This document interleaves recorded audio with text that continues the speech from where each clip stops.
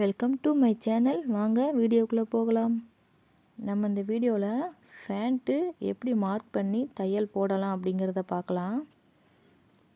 Cloth எப்படி இருக்குன்னு பார்க்கலாம். பனியன் கிளாத்து, எலாஸ்டிக் டைப்பு.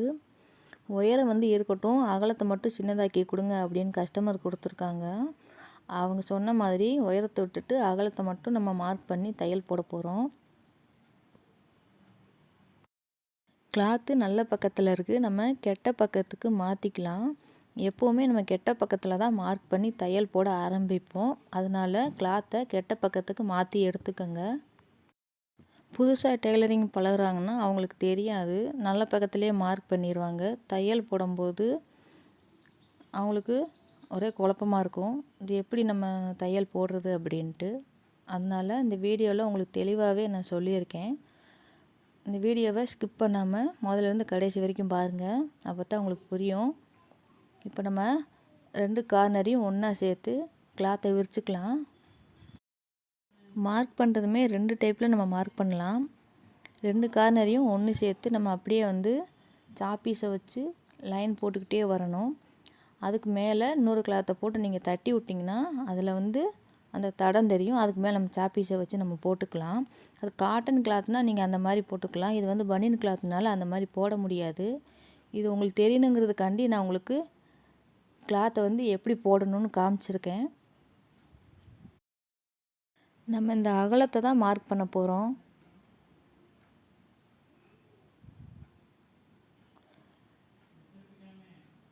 நீங்கள் இந்த மாதிரி மார்க் பண்ணிக்கலாம்.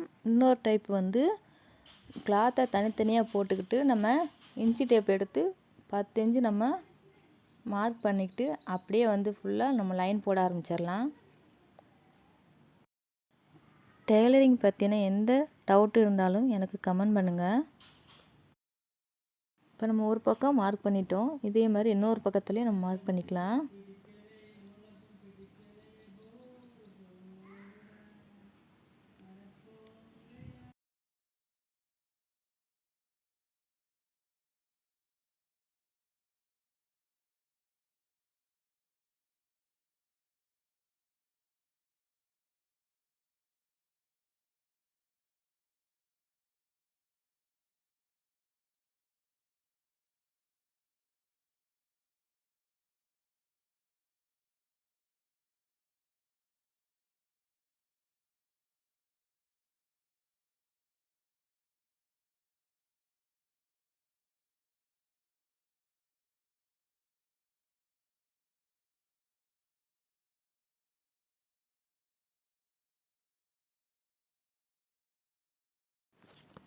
மார்க் பண்ணிட்டோம். இந்த லைன் தெரியுது பார்த்தீங்களா, ஒயிட் கலரில்.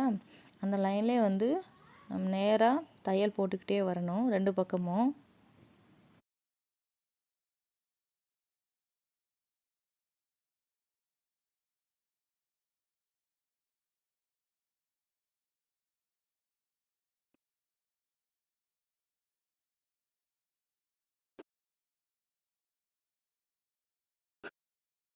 நம்ம ஒரு தையல் சுற்றி நம்ம போட்டுட்டோம். இப்போ போட்டுக்கிட்டு இருக்கிறது 2வது தையல் போட்டுக்கிட்டு இருக்கேன். எப்போவுமே நீங்கள் 2 தையலாக போட்டுக்கோங்க, அப்போ தான் தையல் பிரிஞ்சிடாமல் கிளாத்தும் உங்களுக்கு அப்படியே இருக்கும். இந்த வீடியோ உங்களுக்கு பிடிச்சிருக்கும்னு நினைக்கிறேன்.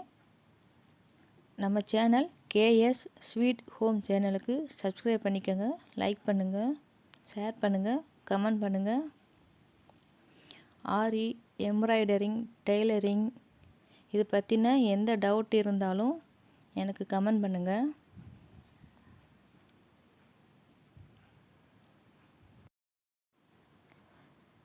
தேங்க்ஸ் ஃபார் வாட்சிங்.